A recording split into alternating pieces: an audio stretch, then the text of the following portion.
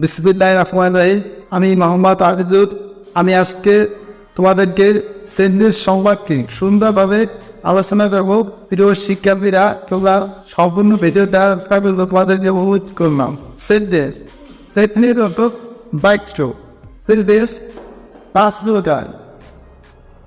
এক নম্বরে assertive sentence, দুই নম্বরে ইন্টারগেটিভ সেন্টেন্স, তিন নম্বরে ইম্পারেটিভ সেন্টেন্স, চার নম্বরে অবজেক্টিভ সেন্টেন্স, পাঁচ নম্বরে এক্সক্লেমেটরি সেন্টেন্স।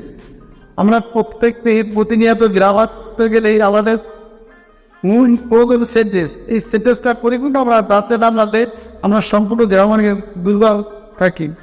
সেন্টেন্সটা সম্পূর্ণ পরিপূর্ণ জানলে আমাদের গ্রামার শেখা অনেকটাই সহজ। অ্যাসার্টিভ সেন্টেন্স, অ্যাসার্টিভ জিনিসটা কি বয়ন বলুন। যে অ্যাসার্টিভ সেন্টেন্স মানুষ তাই মনের বা বর্ণনা আকারে প্রকাশ করে তারপর তাকে অ্যাসার্টিভ সেন্টেন্স বলে। দুই নম্বর ইনডাইরেক্ট সেন্টেন্স। ইনডাইরেক্ট সেন্টেন্স কাকে বলে? মানুষ তার মনের ভাব যখন প্রশ্ন আকারে প্রকাশ করে তখন তাকে ইনডাইরেক্ট সেন্টেন্স বলে। তিন নম্বর ইম্পারেটিভ সেন্টেন্স, মানুষ তার মনের ভাব রাতের উপদে অনুরোধ আকারে প্রকাশ করে তখন তাকে ইম্পারেটিভ সেন্টেন্স বলে। চার নম্বরে অপারেটিভ সেন্টেন্স। অপারেটিভ, মানুষ তার মনের ভাব যখন ইচ্ছা এবং প্রার্থনাভাবে প্রকাশ করে তখন তাকে অপারেটিভ সেন্টেন্স বলে। এক্সক্লেমেটরি সেন্টেন্স, মানুষ তার মনের ভাব যখন আনন্দ এবং দুঃখের মাঝে প্রকাশ করে তখন তাকে এক্সক্লেমেটরি সেন্টেন্স বলে। এই সেন্টেন্স সম্পর্কে বিস্তারিত আমি আলোচনা করছি। অ্যাসার্টিভ সেন্টেন্স শুরু হয় সাবটেনে পড়তে হবে নাউন বা প্রোনাউন দ্বারা। নাউন কি? যার নাম আছে একমাত্র সেই নাউন।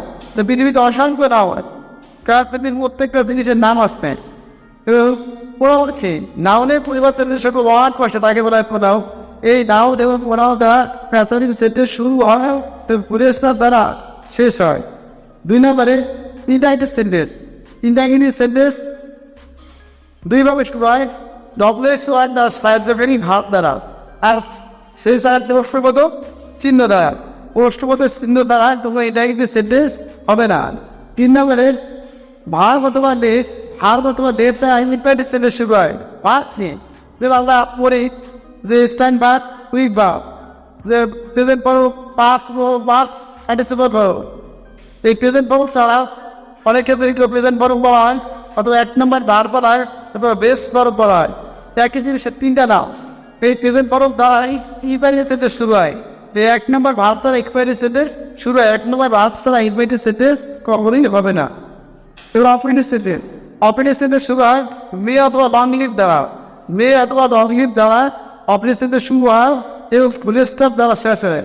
মে অথবা লং লিভ ছাড়াও অপারেটিভ সেন্টেন্স হবে না। এক্সক্লেমেটরি সেন্টেন্সের সর্বদা আর্থনিবেশ কিন্তু থাকে। এক্সক্লেমেটরি কিন্তু থাকলে সেন্টেন্সটার নাম এক্সক্লেমেটরি। আজকে তোমাদেরকে আমি সেন্টেন্স সম্পর্কে আলোচনা করার পরবর্তী ক্লাস দেখার জন্য তোমাদের অনুরোধ রইল।